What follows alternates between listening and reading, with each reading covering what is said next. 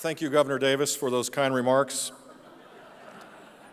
More importantly, thanks for showing that you can actually run a bank with integrity and make profits and create jobs. Not the portrayal we see on television, but the portrayal of a great bank that is well run, that's a national leader. It is great to be here with you. It's an honor, it's a real honor to be here with so many elected officials here in what I will politely call center-left Minnesota. It's great to be with so many business leaders as well. Governor Dayton, it's been a joy to be with you.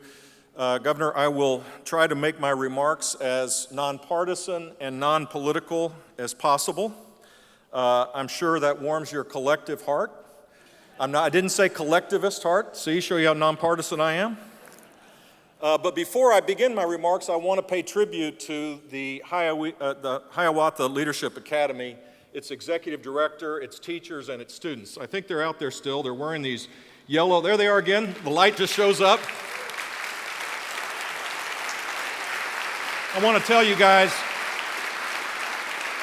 Eli, I've had a blast in my life. I went to Venezuela at the age of 24 to set up an office for a bank. I started a business not knowing how it was going to work out. I had children way too early in life, which I wish people would start doing again more often. I've had a blessed life in many ways. Perhaps the hardest thing I ever did was to set up a charter school in 1997. The Liberty City Charter School. It was a venture between our foundation and the Greater Miami Urban League. And it sounds easy. Let me tell you something. It is the hardest thing in the world to do. This was the first charter school in Florida. We had effectively no support from the school district back then. We had no capital. We had to raise all of our money. And I'll never forget the day we had 90 kids, all African American in Liberty City, in the urban core part of Miami. They're all wearing uniforms. The parents all signed contracts that they would be engaged in their children's education.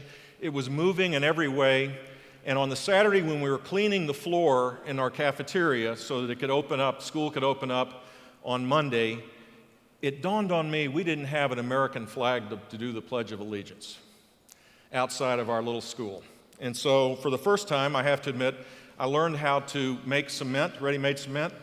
We bought a flagpole, we put the flag up, and at 8 o'clock in the morning on that Monday, the hardest thing I've ever done, these beautiful children showed up with their parents, and we said the Pledge of Allegiance outside to start the school year. That is the kind of commitment that has to take place in education, and these guys are doing it each and every day, and whatever support you can give them, it is so important because it dispels this myth that some kids can learn and some kids can't.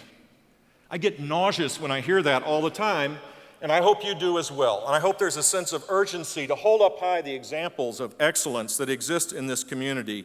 And certainly there are many others, but Hiawatha Leadership Academy is one of those. So I commend you for what you've done. I love the fact that you have Teach for America teachers, that you're breaking myths each and every day, and I know this community will provide generous support for your efforts.